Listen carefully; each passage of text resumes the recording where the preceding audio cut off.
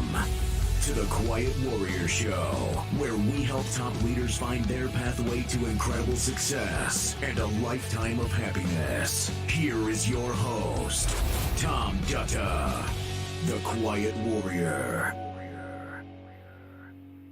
All right, everybody, welcome to the Quiet Warrior Show. My name is Tom Dutta. It's great to have you here. We are live streaming today across LinkedIn, Facebook, YouTube, and Twitter. And it helps the show if you will subscribe to the YouTube feed. We need to grow our audience so we can do more of these. This is a live taping. It is not the actual production. This will be made into a YouTube premiere video and a podcast across an international audience. That will come up in the near future. Well, everybody, I'm really excited to be here today, and you're seeing me with my other glasses off. Some of you know I've been coming back from a brain injury, and these are my tinted ones. And I took these glasses off today really because the guest is very special. I'm honored because it's a bit of a metaphor. Whenever you meet a guest and you connect on their stories, sometimes you just feel that level of trust that you can open yourself up to being vulnerable. So I want to tell you a little bit about Leslee Montgomery before I bring her on the stream from the green room. Leslee's an energized speaker. She works with individuals and organizations to understand day-to-day drama. Do we have any of that? Impacting decision-making and driving forces. She's a professional counselor, mental focus specialist with over 15 years health and safety experience. Leslee worked her way up from the field to the corporate office, supporting C-suite leaders through several sectors of the construction industry. And she's also passionate about helping her clients learn the leadership strategies they need to run a drama-free workplace. And that really is the title today of, if you put the note on the screen for those watching, I got a little thing up there. That is the title today, Leading Strategies from a Drama-Free Workplace. And what I'm going to do is just check my feed here.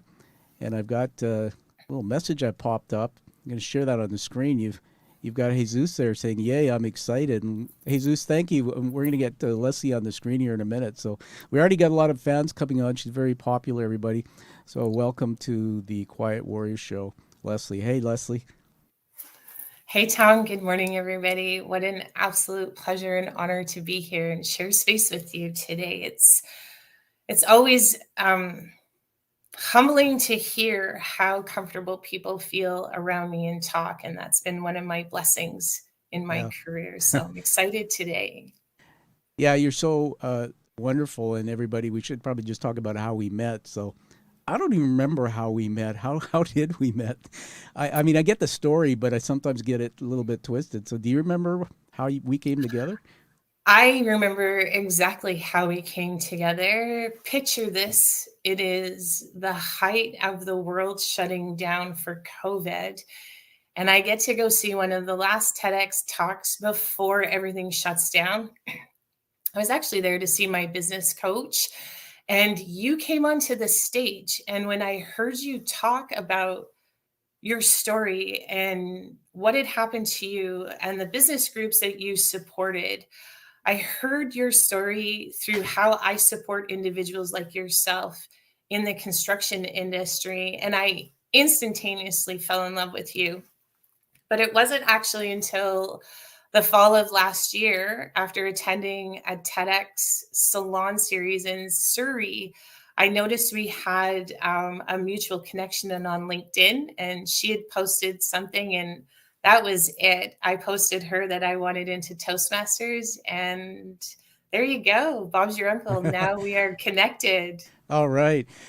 I got to confess I lied. I did remember the story, but I wanted you to tell it because that's kind of like saying when you're married, saying, hey, what's our anniversary date? And waiting to see if she remembers.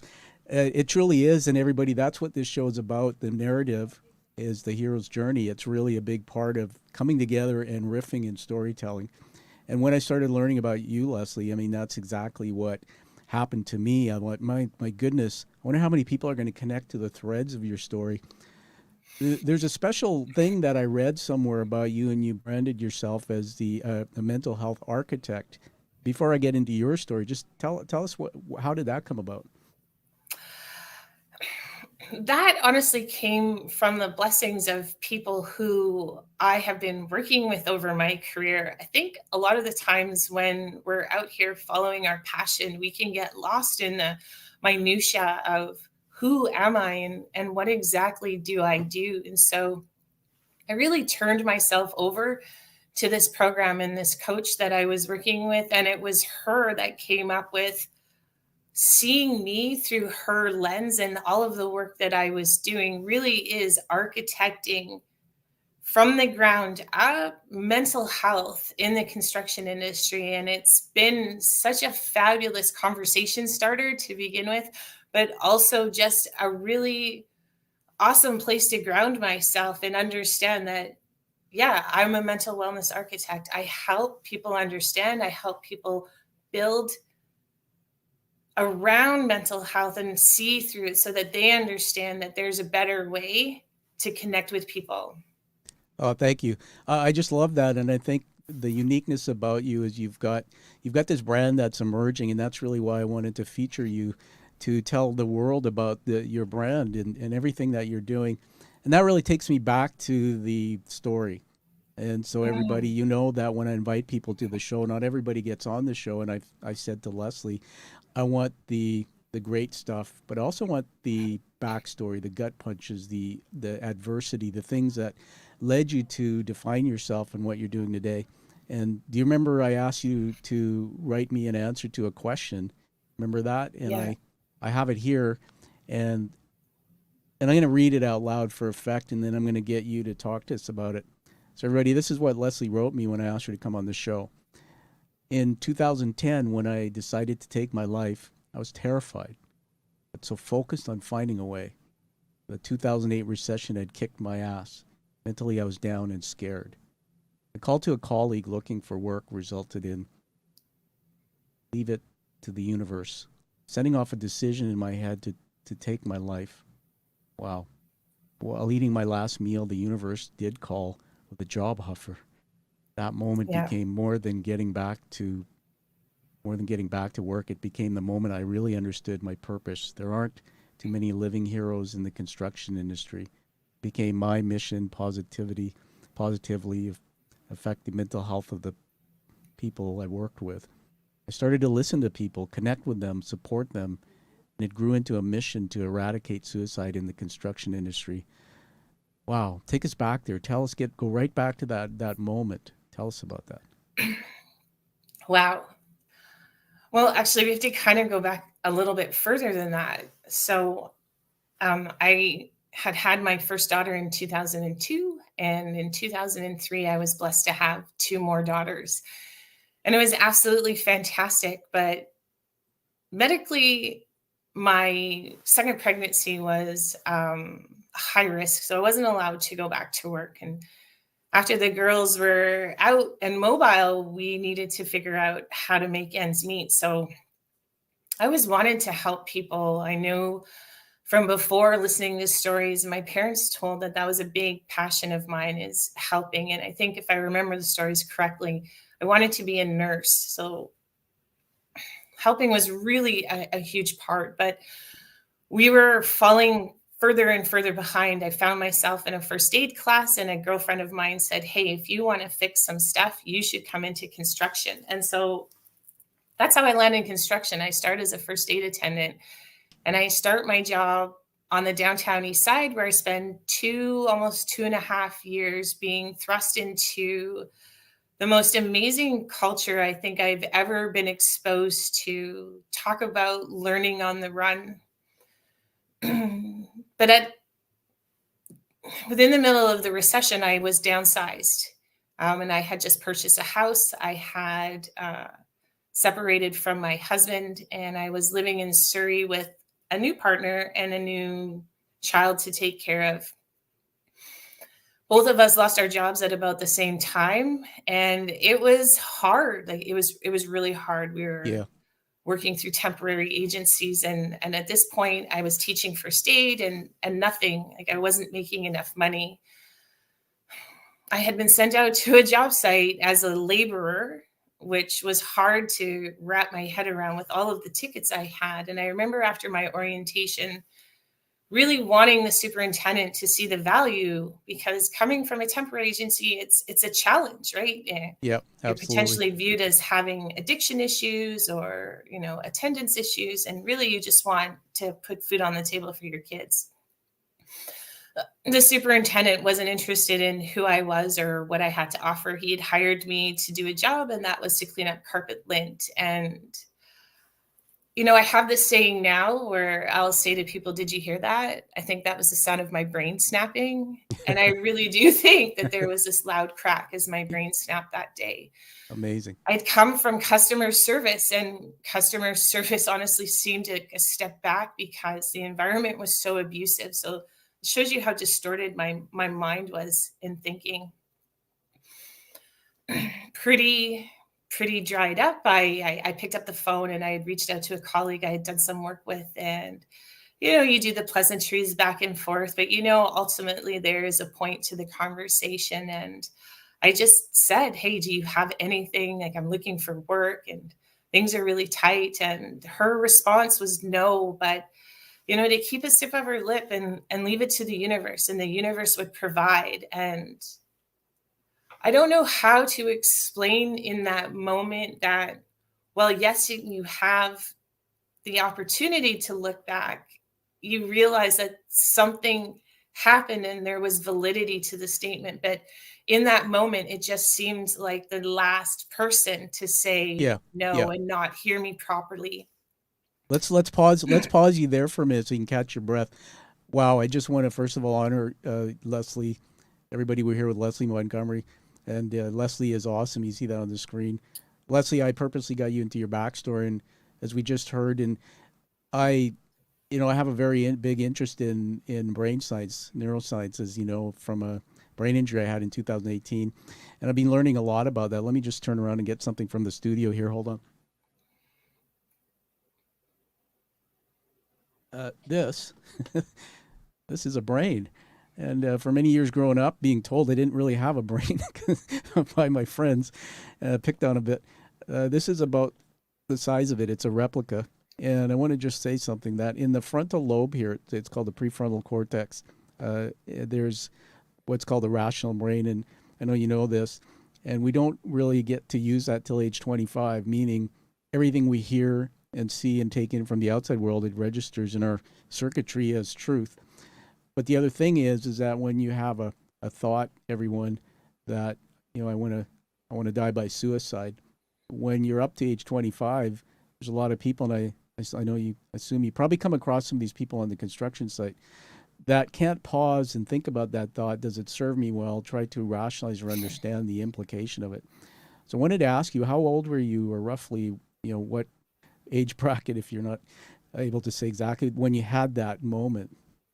So you just had the three. So 2010, what are we now? 2023. So 37, Okay. 30, yeah, 36, 37-ish. Okay.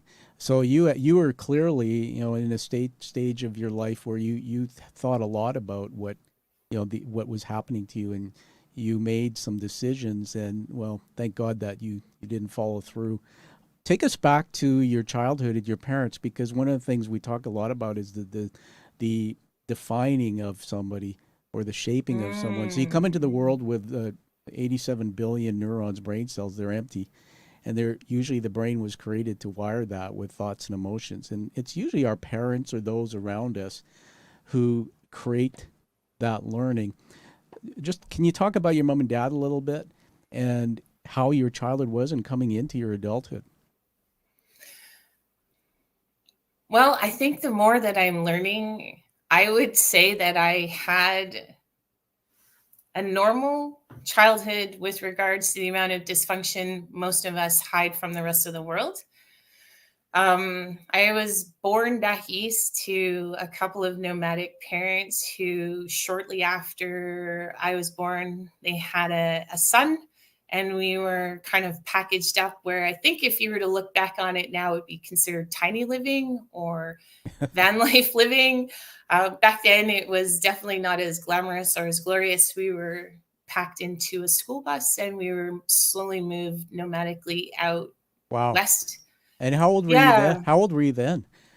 The roughly? first time it happened, I don't have any memory or recollection of it happening, but my brother and I were habitually in a situation like this where we Yeah. would come home and all of a sudden home would have been changed, where you would unlock the door and walk in and have carpet. The home would now turn into, oh, we're going back and living into the van for quite a bit. So I remember probably the second time it happened, my brother would probably have been in about grade two. Yeah.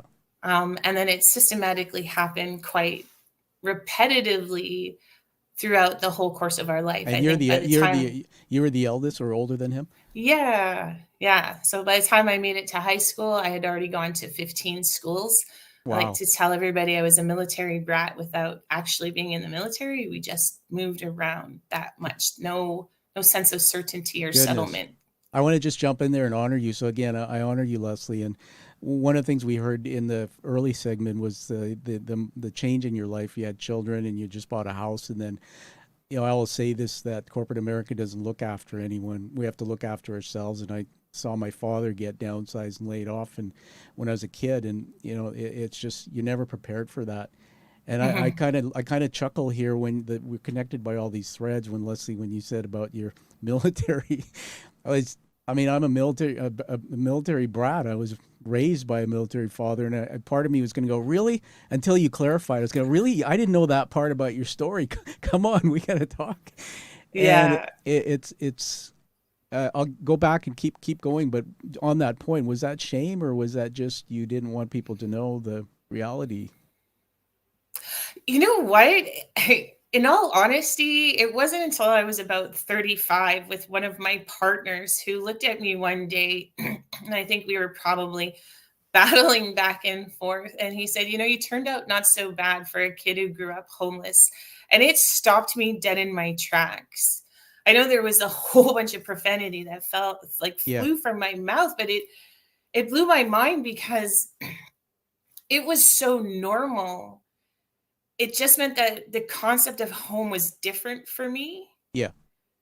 right? Yeah, So, totally. yeah. I mean, it's So I amazing. don't think I really understood it until after I started explaining it to people that I did grow up in a different fashion, which mainstream society would consider Yeah, homeless for yeah. a significant portion of my life. Yeah.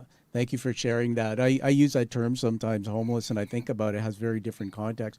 Going back to the brain again, so everybody, as we're dissecting Leslie's story for a purpose here, what we're really trying to do is find out why you do what you do today, and we're just about at that part of my learning and the audience, Leslie, is that you look at different kinds of people who have the type of upbringing you do, and they're not resilient. They get involved in drugs or difficult challenges, and I know you mentioned that Mm, down. I think it was the downtown east side or experiences, and they take themselves out, or they like Tony Robbins is a mentor to us.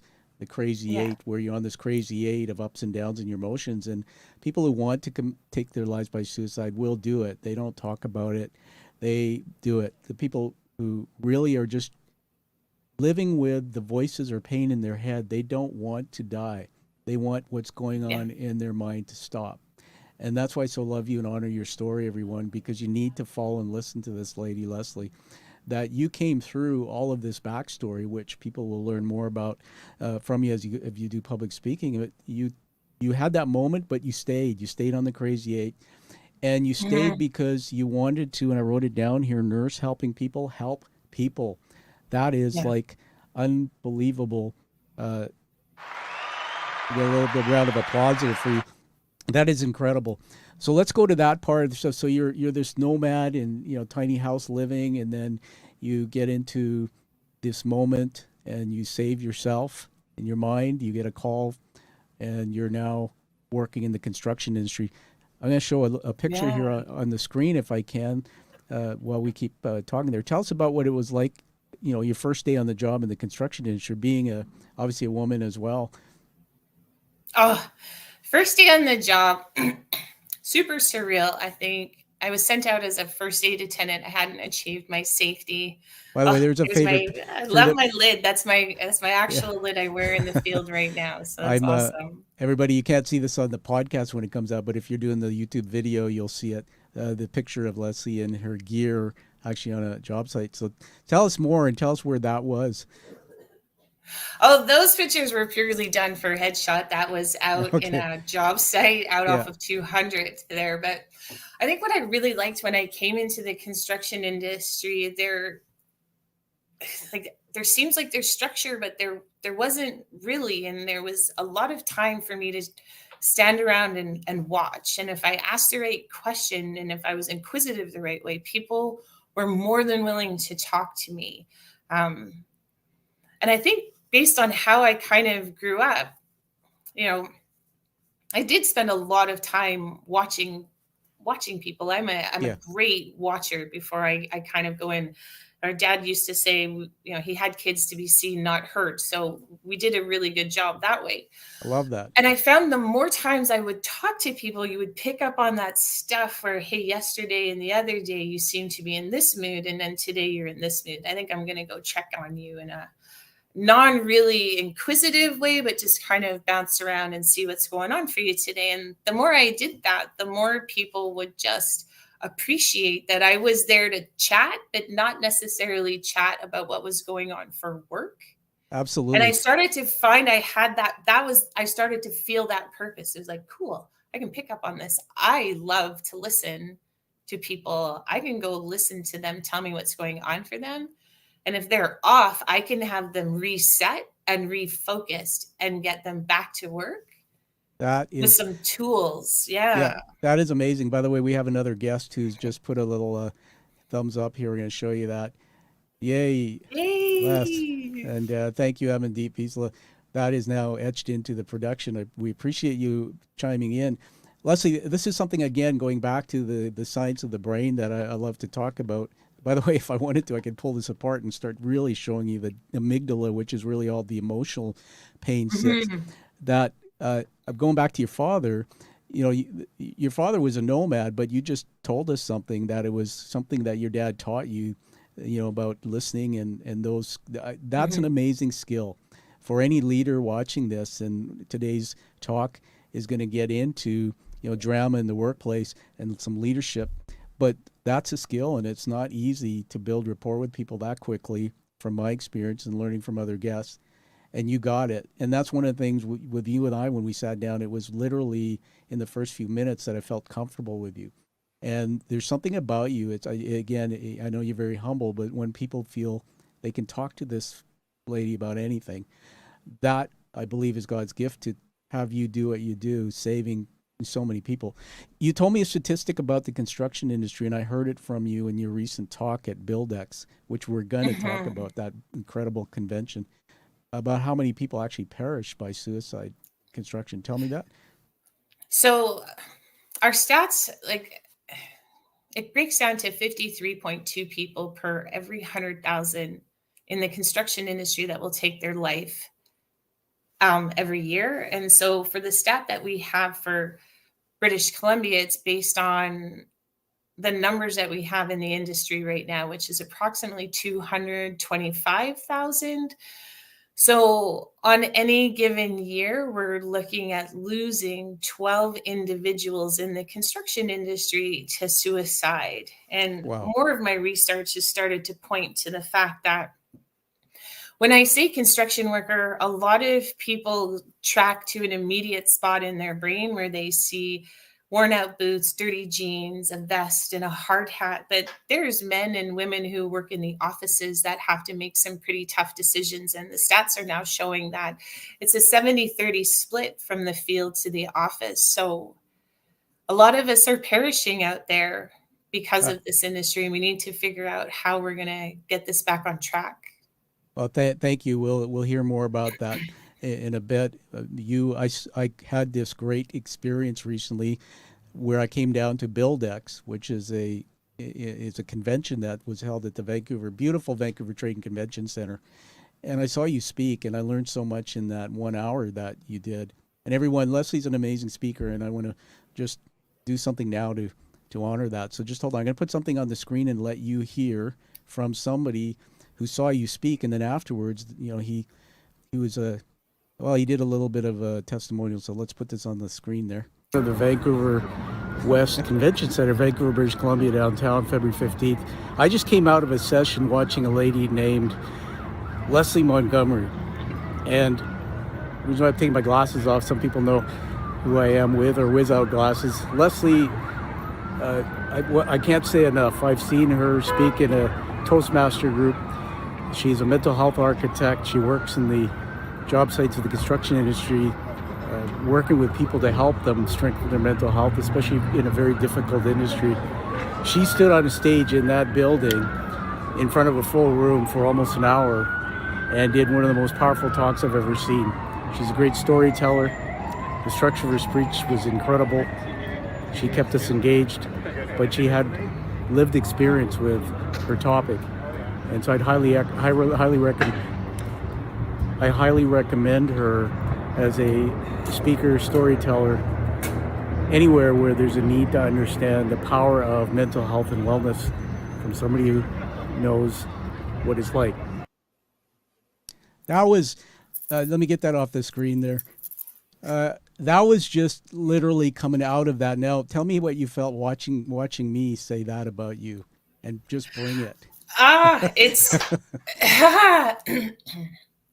someone once asked me, how do I know I make a difference? And it's watching stuff like that, but I'm not used to it. So it's so wonderful to see, but it's also because it's something that comes so naturally. I always get, I don't know, to process the energy, to see myself and know that I've made that connection and impact. It's very powerful and very moving. Yeah. So I produced, I actually wasn't even planning on what I was going to do with that, but I'm going to go vulnerable with you and talk about this for a moment because you lifted my day. That day I had, Leslie had invited me to speak, and everybody, the BuildX conference is quite an awesome event. And I couldn't get out of bed that morning. And as you know, I've been, coming back through a brain injury in 2018. And Leslie, I struggle with anxiety and depression. It's just because my life's changed so much. Some days it's just one of those things. I'm making progress. And I remember I didn't want to let you down, but I struggled. And I said to my wife, I don't think I can go. Like I was just feeling that bad. She said something to me because she'd met you through the Toastmasters public speaking work we do. She said, it'll be good for you. And she said, I know I heard, Leslie told me, because he must have said this to her. She's really, really thrilled that you'd come down to see her. I got out of bed, I got myself together, and I went down there. And I walked in that room, and when I saw you, it lifted me. And that's the message I want to give to anybody struggling with mental illness, that Leslie and I know, that human connection is a way to be mentally stronger. I didn't want to network and talk to too many people. And I even sat in the lobby till you talked. But afterwards, I felt like I was a new person. And that in itself is just the gift of what you're doing, sharing your story with the world. That you affected one person that day, but there were hundreds of other people in the room, and also the videos and things they'll see of this. I just want to say thank you. So let's go back to you, to the BuildX, and we're going to take that next leap in your story. So there you were, and you came through the experiences of your life. You had that moment, and then you survived wanting to die by suicide. Then you decide, I'm going to be somebody who helps others. And then you get invited to BuildX. Tell us how that went for you, and a little bit about the strategies that you were going to teach us today related to dealing with the workplace. Well, BuildX fell into my lap because of blessings of friends out there. The last couple of years, I've really started to understand the mission and the passion driving me forward. And so there was more effort to figure out how to move this process along. So coming into BuildX, the motivation was coming from a lot of what I see my superintendents on the job site struggle with. So for the people watching, one of the things that's unique about me is I really do make the effort to understand consistently. So it's not as if I've retired from the field and I'm just reading statistical information. Yeah. On any given week, I'm in the field 1 to 2 days to make sure I'm still connecting. And it was one of the superintendents I had worked with recently, and he was managing somebody else. And he just went, I just want a drama-free day. And Wow. that's where everything started to come together for me. And I'm like, hey, Hey, man. Leslie, give me one of those. I'll take one of those every day. I don't think life is without drama. Yeah. My goodness. And everything fell together for me, because when you're pioneering in an industry that is nervous about mental health because it comes across as feminine, and they think that we're going to sit down and we're going to be in a group type setting and you're going to discuss your most vulnerable things in front of everybody, and you realize no, that's not what we're doing. But we're able to see through what is coming into the job site, and how do we manage that so that our superintendent can manage and understand that, hey, maybe so-and-so is struggling with something at home right now. Maybe they are going through relationship issues. Doesn't mean they don't function well on the job. It might mean that they're super distracted. Yeah. We can give them a different task that has them feel value, and they produce, and then the project moves along. So it really came from a superintendent I had been working with when that came out of his mouth, the drama-free day, and it all came together to me. I'm like, hey, that's exactly what I do. So I want to riff with you on that, because my brain goes in different directions. It's multidimensional, the way I think. That I'm thinking about that moment on the site, and he says that to you, and then that comes back to you. I was also thinking about what you said about the construction industry, and I appreciate you mentioning that we met while you were watching me do a talk about mental illness or mental health. Mhm. That it's so prevalent. I've worked in 5 sectors, and I'm not better than anybody else. I just couldn't figure out who I was and moved around. But it's so prevalent in every sector, and in particularly as you go up to the executive, the senior suite, C-suite, where you do have some experience. Nobody talks about it, and I was one of those, and that's why I talked about it on my TED Talk. That we need to have those conversations like you do. So I'm just going to say one more thing, give it back to you. I want to hear about a bit of that C-suite guidance or experience. That here you are, and your company is Humanology Partners, right? Yeah. Yeah. So everybody, if you see that on the stock ticker on the screen, if you're watching the video, go to that site, check it out. So here's Leslie again, taking her story, going into the field of construction, and I believe you love what you do. And she's Oh, on, yeah, yes. she's on site, and she's basically doing check-ins or doing work, which I'm going to get you to talk about, because I think the audience may not be as clear on what that all means. And then you're using strategies to help people really brighten their days or deal with Mhm. loss. Maybe a worker was killed on the job site, or there was a suicidal situation. You said something to me, and we'll give it back to you on this to talk about all that. That you were up on the. I can't just disclose it for confidentiality, but you were saying that you were out at visiting a site recently, and it was somewhere in British Columbia where we are, and a group of people said something positively to Mhm. you about your about just basically how that went. So now I've scrambled your brain and thrown a bunch of stuff at you. So what it is tell us about the C-suite, a little bit about when you go on site, what do you actually do, and Mhm. anything else you want to throw in there.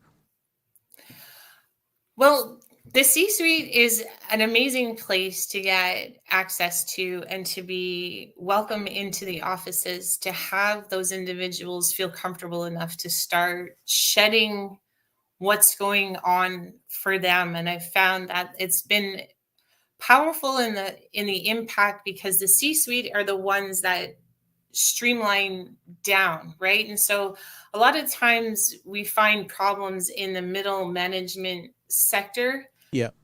Things that I've noticed is once you move from the field to the office, there seems to be challenges remembering what it was like in the field. I think it's like an imprint. We remember the last day we were there and all of what, but time stops there, and we still plan to that modality, forgetting that 10 years has come and gone since then. And so there's more challenges there. So I find a lot of the work you do with the C-suite is them wanting to kind of go back to the good old days and where things were a little bit different.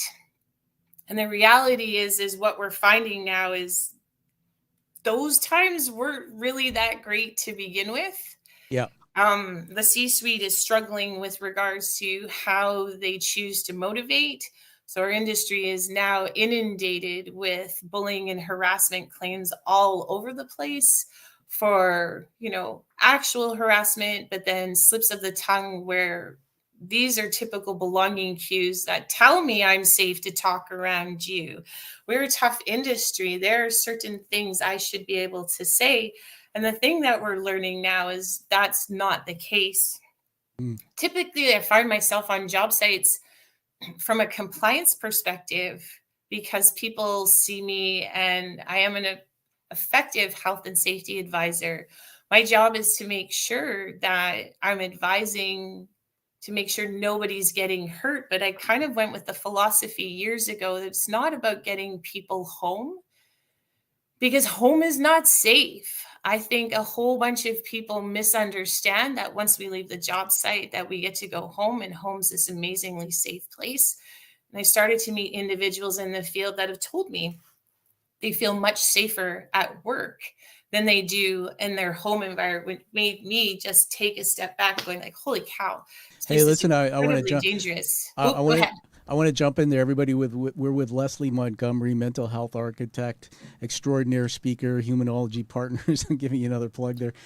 But riffing back and forth here on the work you do. So when I give it back to you, tell us why people call you, and if I'm in business, because we want people to call you so you can work with them. But I was just thinking about what you said. You and I talk about one of the things I do. I was a CEO for most of my career. I became an executive coach, and I've done a lot of coaching in the last 5 years with a bunch of companies in the construction industry. And I get these guys you're talking about, the senior leaders, in a cone of silence, and it's all confidential. Otherwise, I can lose my Yeah. coaching license. And they're showing up with blood on their shirts. They're literally, once I get them talking, opening up about all the things. That's why you're so brilliant in what you're telling us that you just said. It's broken at home. Uh, my dad was an alcoholic and he treated me this way. So all of those thought patterns, again, which wire in as the mechanics of the brain in early ages, they bring into the workplace. Nobody's ever taught them how to treat people. There's Mm-hmm. one guy who said to me, my boss, basically, I watch him. He goes out on the job site with a bunch of the workers who are working their butts off, and he says, get this done, get this done. You guys are a bunch of effing monkeys. That's how he treats them. And then my brain riffs and goes back to my childhood. My father was a alcoholic, but also a commanding officer in the military, and the boot would be so far up your rear end if you didn't, get straight A's or you didn't get things done. All this fear comes with leaders, and you're in a tough industry, as you said. I get it because I've spent some time there, where these people. I remember in high school, Leslie, pulling wire on the job sites. My dad was an electrician, and seeing all that Mm-hmm. firsthand. And it's like, wow, there was never a Leslie, the architect, on site there coming around checking in after Tom just got his butt kicked by somebody and called you know, a Hindu because some guy was racial prejudice. There wasn't anybody coming saying, hey, just checking in with you, how you doing? And then I would take Mm-hmm. that home. And of course, so yeah, I mean, this is about Mm-hmm. storytelling. Every time you say something, you get me to open up, and that story just came way back from my childhood. But what a blessing it is what you're doing. So going right back to you, we're talking about the C-suite. I know before we did this interview, you were working on some stuff. Feel free to share your strategies or anything at all that related. But how have you advised some of these folks? Well, Give us a sometimes, few. one of the things that I think about, and one of the questions that came up at Buildex that I always have to keep in mind. I think Tony Robbins said it in an interview I listened to him recently, said 16 touch points to sell somebody, to convert a lead to a sale. And we're expecting, because we show up and 16. share with people, or say, hey, it looks like you're going through something today. why don't we just sit down and you can tell me all about it? And then we're kind of disappointed when we're like, well, I went over and asked so-and-so if everything was okay, and they gave me the everything's okay. Well, 90% of us use okay to just deflect and make people go away. And then Yeah, I'll use okay back to say, awesome, I don't have to get into this conversation anymore. exactly. Right. So, I so yeah, it. Yeah, I was just blown away in my mind, everybody. That's a teaching moment right there. 16 touch points. I come from a background of sales in my most of my career, and it was 5 touch points. But with this subject, 16, I mean, I think what you're trying to tell us is, when you say, Tom, are you okay? You're touching me that one touch point. I'm not there yet. And I've gone through my own therapy on mental illness, as I've told you, that we talk about the emotion of shame, which the emotion of shame is right beside, another emotion, which is guilt. And shame can lead to wanting to die by suicide, wanting to hide, wanting not to share and tell people. And so I've navigated that where when I had my concussion, Leslie, and they asked me to get psychiatric help to deal with depression and anxiety, I actually was ashamed in my mind that I deflected it. It took me 2 years to actually see a psychiatrist. And I'm being honest with you and my viewers, vulnerable, that on the workplace, what Leslie's teaching us is, especially for the top leaders listening to this show, that, we need to start that conversation. We need to have Leslie come into the job site and teach from that level even down. So imagine this, Leslie, and I worked at Costco for a couple of years while I was going through my recovery. I remember looking up at the penthouse, the management, and saying, why don't any of you guys come down here while we're banging our bodies around and say, how are you guys doing? And they would just keep pushing quotas and this and that. And then I finally realized, it's okay to say we're not okay, but you got to give us that culture. You got to start that culture from above, that it's a courage culture where it's okay to say how you're feeling. Tell us, Yeah, tell us 100%. tell us one more strategy about sort of how you create this. What did you call it?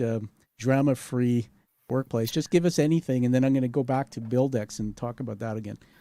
Okay, well, I think the biggest thing that I do is I go out and I ask questions that have nothing to do with work. So I check in. We do surveys. Hey, today's survey is, do you eat bacon or sausage?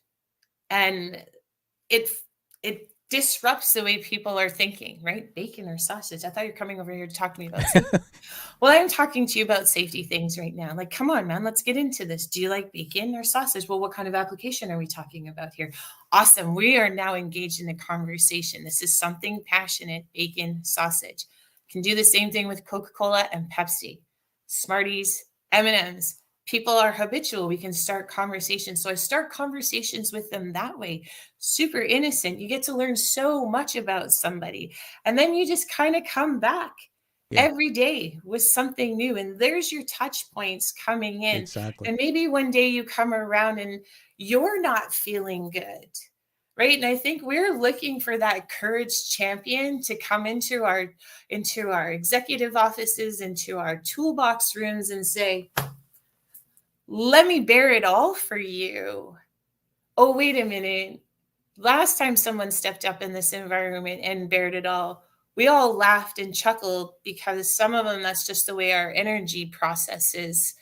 But some people don't really care.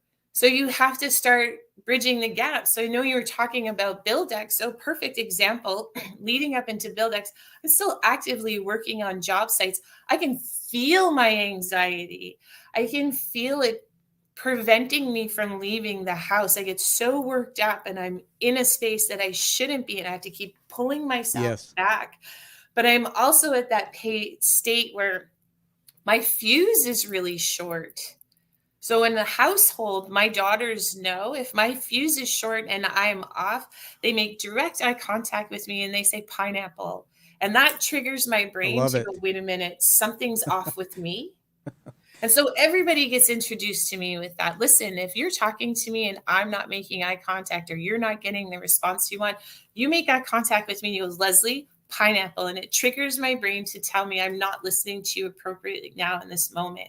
That's But I beautiful. was on the job site 2 weeks beforehand, and I did tell them, and I went after them for a few things. And I also said, I am so anxious right now about what I've got coming up, and this is how it's coming out. So you guys need to be aware of this, that I'm not personally attacking you, but this is how triggered I am, and this is how you can help support me, and this is how we can come together, and you can learn a little bit about what it's like to be around someone who's super, super anxious right now.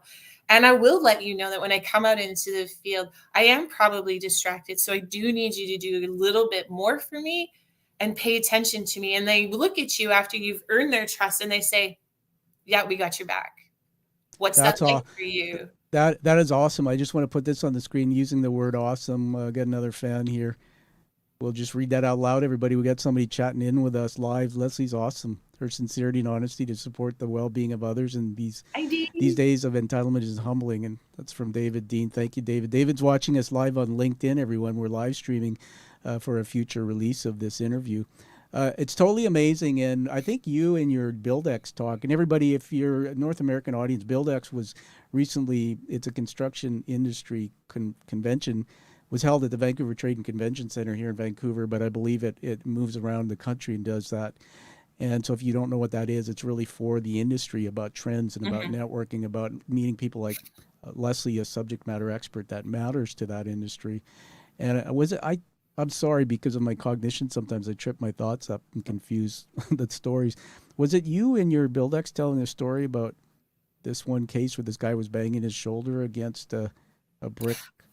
Yeah, I don't. Yeah, Yes. we don't have time for the whole story, but the gist of it was, Leslie, was one of the things I love about you, and we'll talk about your public speaking, because I want people to call you to hear you more. I mean, I'm in your life for life to support you with your mission, but everybody, your mission is what? To eradicate. Tell us that, Suicide. from the To construction eradicate industry. suicide. Yeah, Yeah. but all those people that she help know other people. So this is going to permeate around the world. But the thing I was getting at is, I lost my train of thought. Going back to telling that story about some guy in a workplace who had a dislocated shoulder, and he was trying to bang it against the wall to fix it because he didn't want to get up. Just give us a Cole's notes on that. Just 1 minute of that. Yeah, he'd hurt himself, and been a kind of repetitive injury, and he felt he could put it back in place. And when I found him on site, it was apparent that it wasn't, but he was going to keep at it until I realized he had no pulse in his hand. And it was a matter of, you'll never pick your daughter up again with that arm if you don't let me take you to the hospital. And it was And just once I got shame. him in the car, yeah, once I got him in the car, he burst into Yeah. tears. And thank you for sharing that. I honor you for your being vulnerable. Everybody, that story really, and when you see her talking and telling these stories, it gets you into the journey. And that's what we remember about your talk, is not what you said, but how you made us feel. That particular Mm. story really has a deeper meaning. And it comes back to what I was saying when I was thinking about the construction industry coaching I've done, that, there is shame, because Mhm. many guys, particularly raised, we don't complain. We have to be Nope. tough. And our fathers, we love our fathers, by the way. My dad passed away a few years ago. He was a bit of a strange for me, but he was a military man, a bit of a hard drinker, hurt the Mhm. family. But the thing is, my dad, when you look and ask the question, tell me about grandpa, tell me about your life growing up, you find that, you know, they were taught to be like tough and not Yeah. complain. There's some great work that's done by, I just want to riff on this for a minute with you. I think about Brene Brown and her work. I believe you might have heard about her. I'm Mhm. using that now in my coaching practice with guys, and I'll ask the question: yes or no, is vulnerability a strength or a weakness? 98% of them will say it's a weakness. And then I Mhm. give them a quiz and ask them to define what being vulnerable is. They don't know what the definition is. Vulnerability is maybe opening yourself up to perhaps being vulnerable, to being seen as maybe weak. But the truth is, Mhm. vulnerability is actually a strength. It's a leadership strength. I knew a guy once who could stand in front of people, and he was so tough, kind of like what you defined as some of these leaders you coach or you see in the field. And he was so tough, everybody couldn't see him as real. And then one day he cracked. He said something. Like I think something about his daughter had been diagnosed with an illness, and he said, "Sorry guys, I need to just pause and take a sip of water last night." And everybody for the first time looked at him and said, "That dude, you're real. Where is that Mm-hmm. part of you?" And Mm-hmm. I believe, Leslie, that until people can show they're vulnerable and it's okay to open up, that those Mm-hmm. conversations aren't going to happen. Again, we're talking to Leslee Montgomery, who is a company is Humanology Partners. She's eradicating suicide in the construction industry with her amazing work. She's a speaker, and she is vulnerable because she figured out how to use her story and be with people who sometimes need a shoulder to lean on. So going back to Mm-hmm. BuildX, I'm going to share something. We'll watch it together. I put this together and I'm so excited. I want it in the production so you can use this. So Today and talk to you about mental health, and specifically mental health in the workplace.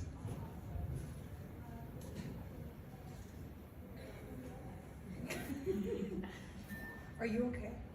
I remember my hands shaking. They shook so bad that day. Have you ever tried to dial a phone number when your hands are shaking? This one. Focus, Leslie, this one. That one. I heard it connect and I heard the ringing on the other end of the line. The small talk settled my belly. I was so nauseous. A hard swallow got stuck in my throat when I asked my colleague, did she have any work? Did she know of any work? Like the final curtain at the theater, the energy drained from my body when she said no. okay, I'm going to take that off the screen there. I know you're having emotions and seeing yourself. And going back to what you said about, I don't know why when you ask me what I think about that, what I can't express it. It's because you have humility. You know in yourself. You don't need to brag and tell people. That I want to tell everybody that that's part of a 44 minute talk that Leslie did at BuildX, the convention. 44 minutes. I don't know about you, everybody out there who's ever tried to do public speaking, but Leslie, to hold a room for 44 minutes, that's considered a keynote in the big leagues.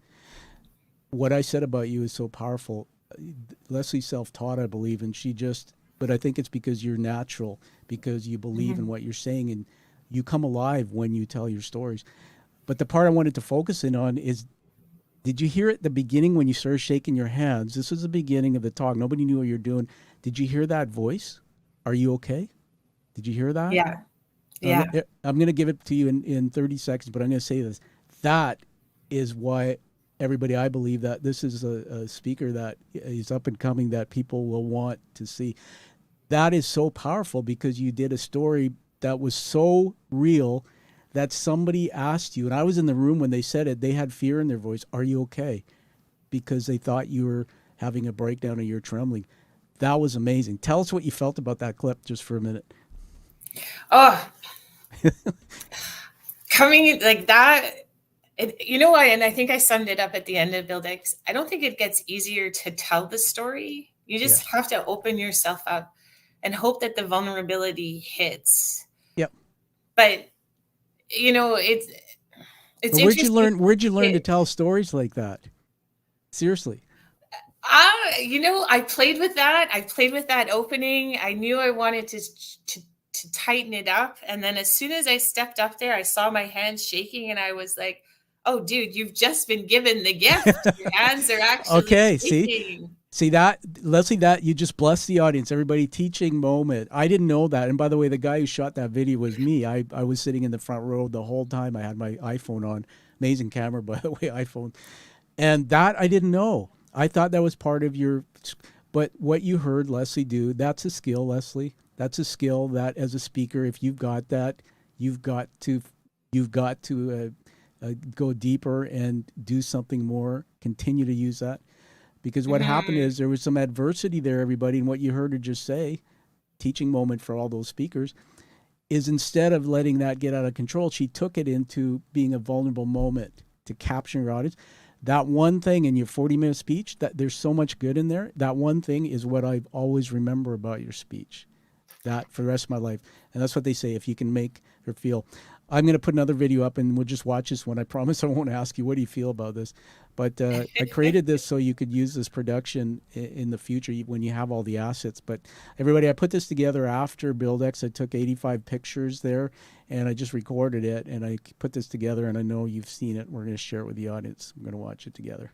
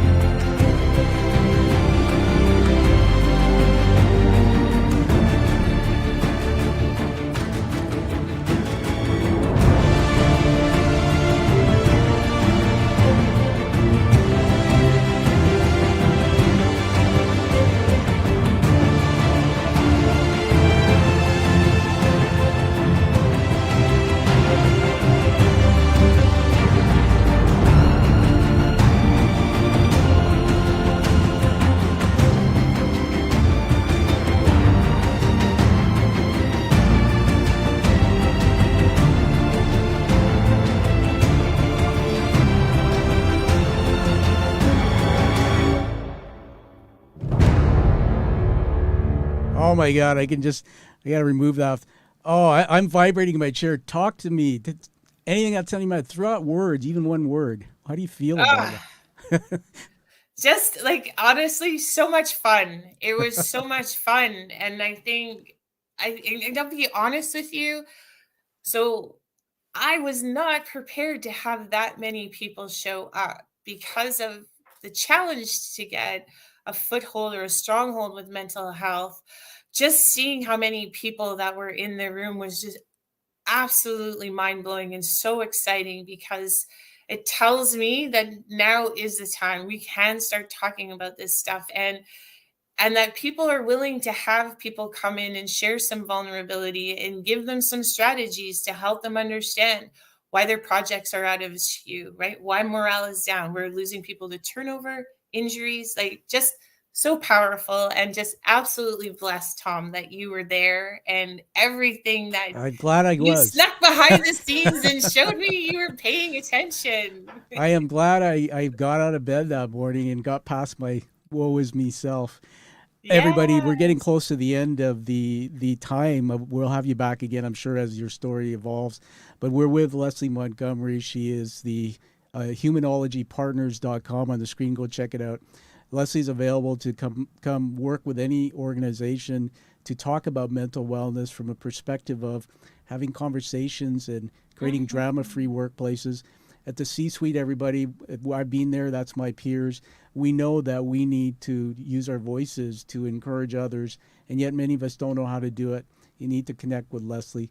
You need to connect with Leslee and watch this trailer we just showed you, BuildX, if you're in the area of industry of public speaking, and you need to have somebody come out to hold a room like she can, tell stories, because it's those stories that will permeate out into your audiences and back into the workplace that will help other people. And so, Leslee, I'm embarrassing you and plugging you so much on the show, but as you know, I'm a huge fan, and we, by fortuitous intersections, came across each other just by chance. And a lot of people ask me, Tom, what do you do? And actually, I have a platform. I'm a thought leader, and I'm out there using stories to teach. But also, the hidden part of it is, there was a time in my life where I didn't know if I wanted to be here, but to stay above level, I attract people who seriously are the heroes and the heroines. And my job for the rest of my life is to stay connected and help people like Leslee share their stories. And for every one person, I'll put it this way before I give it back to you as we close this. For every time I go to sleep, I know that Leslie's out there tomorrow, and today she was out there and she saved or changed a life. She transformed someone. That if I had a chance to impact you by putting your story out there and somebody saw it and heard that, then that makes my life worth living. I'm so proud of you. So as we move to wrapping up, I just want to make a couple comments and then honor you with a couple things here. let's give it back to you before I do that. And tell us any last wisdom, one thing that you want to share with your audience today before we wrap up. So I think the big thing that I'd like to share with the audience is, if you're going to reach out to me to ask how to check in with somebody, or if you should check in with somebody, then you absolutely should. Just bounce by their desk, shoot them a text message, let them know that you've noticed that they've been going through some stuff and you're available to talk, and leave it at that. Leave it at one touch point. Don't expect anything back, but let them know. Start saying hi to everybody.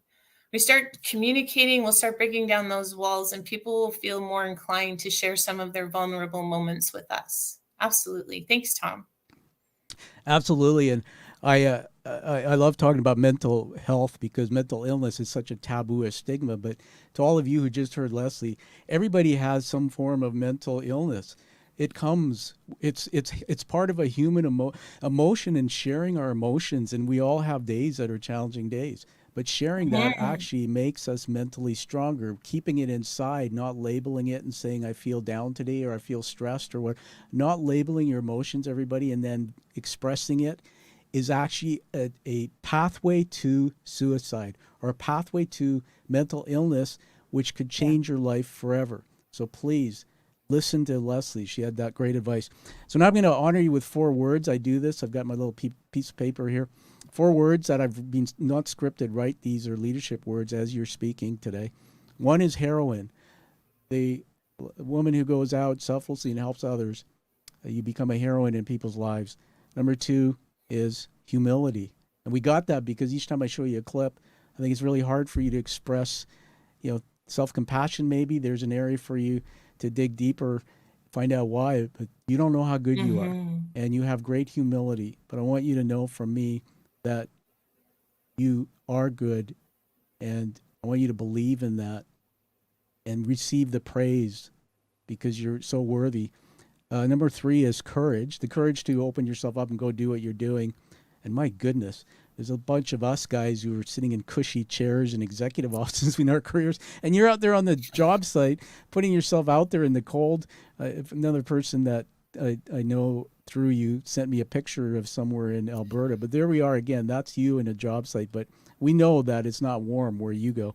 And I guess the last one I'm going to put out here is I say leadership word, but is love, and leaders who can, what we call transformational leadership. So be able to express to others that they care and love people through their words without saying that. Those are the people that they can take and transform because those people connect to them.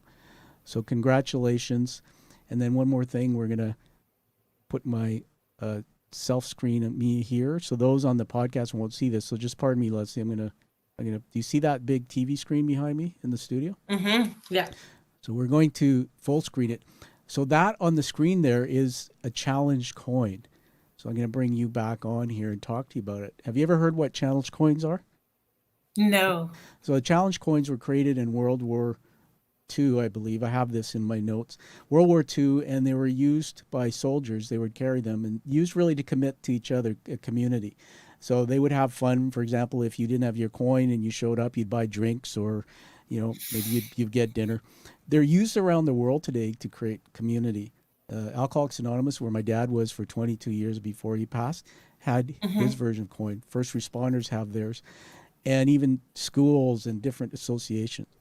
When I created this show, it was just on a whim to bring people on to tell their stories to see if they do this.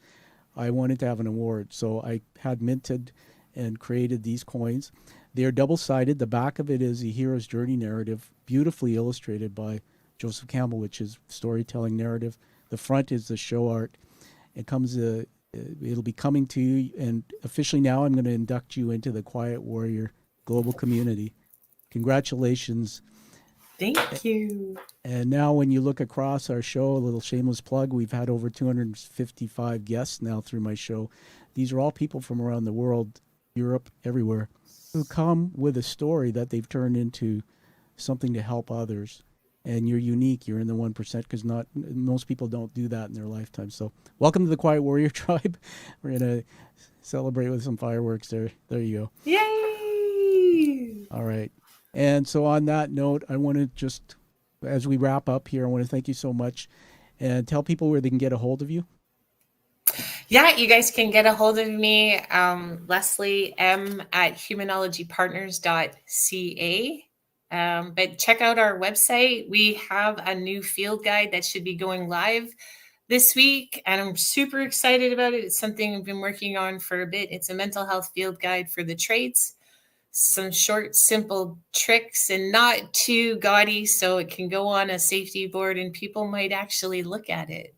Okay. Something I'm excited about. I love it. I'm excited too. And I'm going to have Leslie back in a future show, and I'm just going to tease everybody and don't say anything. But my new nickname for Leslie is Sourdough, and so you'll need to understand what that is. Everyone, ask her about it. And on that note, everyone, thank you for being here. To all those who are chatting with us live, this will be produced and released in the future in podcast and YouTube video. I want to just say, live the life that you deserve and desire, everybody, and live with your passion like you see that Leslie does.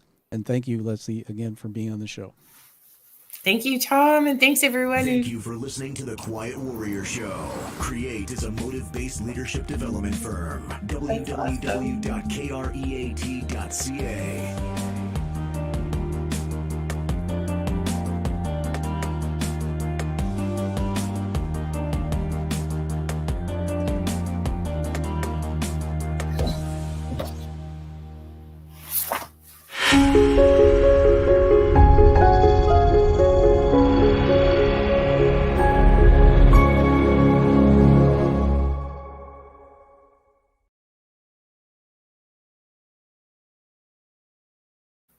All right. We're still in the studio, so if anybody's still there, we're having fun. Very rarely do you get to peek into a studio, see all the bloopers and things that go on. I used to, Leslie, I call this this is bonus footage. We might keep it. I call this the Tommy Cave. And what's interesting is I created a professional studio. And tell us who that is you've got there. Oh, so this is Raven. Raven. She's a 1.5-year-old Pomeranian crossed with a long-haired Chihuahua. She maxes out at 4 pounds, and she's been so good behind the scenes today, not barking. That's awesome. But she couldn't resist any longer. She had to come up and say hello. So. Hello, Raven. What a beautiful little thing. We are still live, and that's okay because I want to do this. I won't put this in the show because the show is all about you, but I want to show you something I'm proud of. Hold on a minute. Oh, please, yes. Yesterday was a super day because I just received, it's still in the final proof of my second book is being published, and I just received a copy of it. Nice. That's got to be so exciting. Now, I want to tell you that when I had my brain injury in 2018, many people who follow me know that this book I wrote while I was literally, I couldn't think, had double vision, all that stuff. But I found a woman in California, and Leslie, I think you're the only one I've told the story to, but it's out there now live. So I found somebody named Donna J. Setterland, who is a Disney classic illustrator out in California. Now, Donna's in her 60s now. Sorry, Donna, you look a lot younger. I don't know why I said that. I just, but so Donna, after I did my TED Talk in February 2020, and my TED Talk was called How Leaders Can Lift the Stigma of Mental Illness, where I came bare all about my experience of a concussion, slipping in depression, and all that. Leslie and I met there, as you heard just previously when we were talking on the show. And all of a sudden, Donna's doing an illustration for another little book I was writing.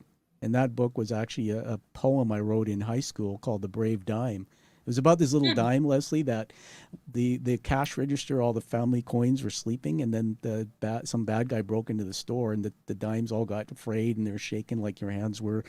And this little dime came out of, Jimmy opened the cash register door, he came out and he saved them all. And I wrote this in grade 7, and my teacher said, "You should be a writer." And little did I know it had meaning. So I asked Donna, I said, "Can you illustrate for me a picture of the store?" Which I have, by the way. And I wish I could bring it. And so we were working on that, and I forgot about it. Did my TED Talk, got all injured, lost track from Donna. And then she sent me a message. She said, "Oh my God, She said, I watched your TED Talk, Tom, and your story is my story. And I said, what do you mean? She Mm. said, well, I've been living my entire life. She said, I've been living my entire life uh, basically uh, telling stories, but writing them through fictional characters in books. And she said, I Mm. haven't been able to come out like, but here I meet you, and your story's like mine. Like she has threads in her story similar to my lifeline. And Mhm. so here she says, here you are out yourself telling that story. And so I want to show you inside here. So she's written 50 books. She's actually no Whoa. fully illustrated 50 books. And what she does is she creates stories and then she fully illustrates them. But the stories are to escape in, and they're for youth and children, and a lot of adults will read them. But I want to just show you an example of her beautiful work. So when I was in my TED Talk, you saw me do a little skit out of Monty Python, the uh, the, Mhm. the Black Knight, and so Mhm. I gave her permission to use that. And one of the things this book basically has 12 contributors. It's an anthology of written 12 stories about how and they're mostly professionals like you, went Yeah, yeah, into yeah. a situation of mental illness, whether depression or anxiety, and then they came through it. So I asked them, write me your little story and tell me what your 5 hacks are, the top 5 hacks that you use. So what I do, the other half of the book is my top 10 brain hacks to help you get through mental, live well with mental illness. And they Mhm. came through my own therapy through my mental illness, things like meditation, all that. So this is what she that's the page. Isn't Whoa. that cool? Wow. Now I'm so proud, but it says the way. So just the passage here. I gotta. Do you have a couple more minutes? Because Yeah, absolutely. I'm just really on this today. The Way of the Quiet Warrior. So on the left hand side of the page there, where you see me, Yeah. that's me with my armor on. That's the caricature she came up with. I'm the Quiet Warrior, but that's the armor. Yeah. The way of the Quiet Warrior encompasses creating our best possible lives by finding out what truly drives us and reconfiguring everything in our lives to move towards the deep purpose. It is a formula that's deeply rooted in the motives of individuals, and that approach allows us to help create a path to unprecedented clarity, happiness, and success. When the Way of the Quiet Warrior or the Black Knight opens the book, magic happens. And then what she's really done here, which is clever, and we did this together. I just threw out words. This is a picture of me sitting on a rock in my business suit. But Yeah, yeah, yeah, if you yeah. look closely behind me, there's my father, and then Okay. there's me as a boy. And I know it's not easy to see it, Very but cool. for those of you who know, my story is rooted in a dysfunctional life growing up with an alcoholic father who was physically and hurtful to me and whatnot, and verbally. But it's kind of like she's shown the path of my life. My dad, the boy, that's me. And in my first Mhm. book, I talked about the boy in the first chapter, and thank you for reading that, Mhm. by the way. And then there's me in the business, and now I've come full circle, and now I'm basically the Black Knight, Quiet Warrior, and then there's her, and on the other side of the page it says meets Jeannie. So this one part of the book is called the Quiet Warrior meets Jeannie, and the avatar she created. Donna looks a lot in her younger years like Jeannie, this Nice. beautiful woman with the red hair. And I want to show you one more thing, seeing that I have bragging rights. I Yeah. can't put this down. I'm going to sign a copy for you. But I was looking for people who would give me their stories, and this is somebody you know. And Ooh. let's see. Oh my goodness, there's a story in here about Tyrone who I met on an award trip when I was in direct selling in the Bahamas in a home called the Ranfurly Home for Children, and that was him there. Yeah, yeah, yeah. And in the front of the home, you see a bunch of people. That's the group I went with. So we donated like $5,000 or something from this organization, and they took us to Ranfurly. And when I walked in, if you look closely, I don't know if you can see it. There's a little boy sitting beside him. Yeah, yeah, I see. So I kind of went, "Who's that?" And so Tyrone was a big brother, and they were orphaned, and they didn't even know their parents were. And so he was holding his little brother's hand, and he was always looking after him, and they were sitting there so innocent. But what's amazing is that, and it got me really emotional. Tyrone held my hand, and he took me and gave me a tour. And he took me to his bedroom, and he showed me his bedroom. And this is, again, a home for children. It's in the Bahamas, right? So you can kind of visualize. So there's a main room where all the kids are, where we're meeting them with tables where they're all sitting, and we brought toys. And then he took me away from that by the hand. He connected me just like that. And we went to his room, and he showed me the bathroom. He shares it with a whole bunch of other kids. And then he sat down in the bed, and he showed me his guitar. And I didn't tell him I played guitar, which I do see in the background. But one string was broken. I went, oh, dude. And I just remember I held the guitar. I said, that is really neat. He couldn't stop showing me his things. And then the most beautiful thing is he comes into the big main room. So in the main room of the hall, I still get emotional thinking. And Anna was with me. There's this big room, and there's so much noise because all of us on the tour are there talking, all the kids. And there's a piano in the corner, one of those old wooden pianos. He takes my hand, he takes me over there, and he sits down, and he starts playing the theme song from the Titanic. Like, I'm not kidding. What do they call those prodigies? And then he started singing it, and he had this beautiful voice, and I don't know where he learned to play piano. It was that good. And I remember, Anna said after, she said, you shouldn't have yelled out. I remember saying, everybody shut up. And I wanted everybody in the room and all my colleagues. And he just played and sang. Then we went outside. We went out, I'll finish this. We went outside and shot basketball hoops, because they had basketball. And, I can't hit the side of a barn with a basketball, but he was like thinking of, and I said, geez, I said, maybe, I said, one day you're going to be this basketball superstar. I said, you know what, Tyrone, you can be anything you want. And then he just came up to me and he hugged me and he wouldn't let me go. And I was holding back tears because I'm still trying to figure out why I can't cry. There's a story deeper. And we got on the bus, the tour bus. And I remember, when we came out of the home, I gave $20 to this lady, and she said, I can't take money. I said, there's a boy there, Tyrone, I want you to get a guitar string for him. And then we get on the bus, and I'm looking out the windows are pulling away, and I just couldn't stop staring at him, and he was looking at me, and all this emotion. So why I'm telling you that story, because I might cut this out for my own purposes, is here's what happened with the book. That was like, so I wrote the book a few years ago, because when I had my injury, it kind of got stalled, by the way. That's why we're now just publishing. And I remember I wanted to have Tyrone's story in it, and I thought, I'll write it. I'll just write it, and we'll put it in there. But then I thought, no, it wouldn't be more impactful unless I talked to him about it. So I went on social media. I never gave up. I kept looking. I was trying to figure out, is his name Tyrone? And then I finally found him on Facebook, and he was much older. Looks like he wasn't in the home anymore. Yeah. And I connected to him. It took a lot, but I connected. And I said, do you remember me? And he said, yes. And of course, we back and forth. And I said, I'm writing a book. And he wasn't in very good shape, by the way. His life, money, and all that. He was really struggling. But I said, hey, I'm writing a book, and I'd love to write a story. If I can send it to you, can you look at it? So I emailed him the story, and we went back and forth, and it made the book. And I got his permission to share that story. And that's awesome. Leslie, the reason why I tell you that is because you're going to meet people in your work, and later in life, it's going to come back full circle. There's going to be something you can do with it. Why I was trying to find one more, and I'll finish on this because I'm burning so much time with you, is there's one here. So Noel Bentley in our public speaking? Yeah. So he was my humor coach.